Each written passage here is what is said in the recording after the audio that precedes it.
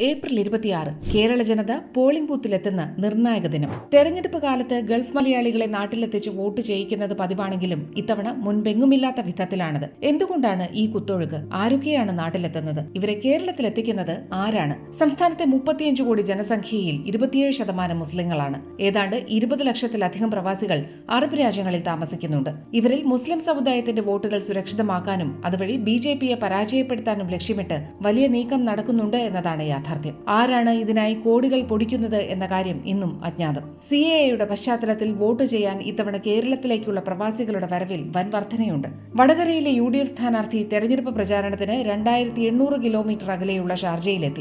LDFിലെ 20 സ്ഥാനാർത്ഥികളും കുവൈറ്റിൽ സംഘടിപ്പിച്ച തെരഞ്ഞെടുപ്പ് കൺവെൻഷനിൽ ഓൺലൈനായി പങ്കെടുത്തു. സമ്മതിദായകരെ കേരളത്തിലേക്ക് കൊണ്ടുവരാൻ കമ്മ്യൂണിറ്റി ഗ്രൂപ്പുകളും സജ്ജമാണ്. യാത്രക്കാർക്ക് സൗജന്യ ടിക്കറ്റുകളാണ് വാഗ്ദാനം. കൂടാതെ ഗൾഫിലെ മലയാളികളുടെ പ്രശ്നങ്ങൾ പരിഹരിക്കാൻ ഇടപെട്ടും ചികിത്സയ്ക്ക് പണം നൽകിയുമൊക്കെ ഇവരുടെ വോട്ടുകൾ ഉറപ്പാക്കുന്നു. നരേന്ദ്രമോദിയുടെ നയപരമായ ഭരണരീതിയെ വളച്ചൊടിച്ചാണ് വോട്ടർമാരെ ആകർഷിക്കുന്നത്. കള്ളക്കഥകൾ മെനഞ്ഞ് വോട്ട് നേടാനുള്ള ശ്രമം വിജയിക്കുമോ, സത്യം വിജയിക്കുമോ എന്നതിന് കൃത്യമായി തീരുമാനമെടുക്കേണ്ട ദിവസമായി തീരുന്നു ഏപ്രിൽ 26.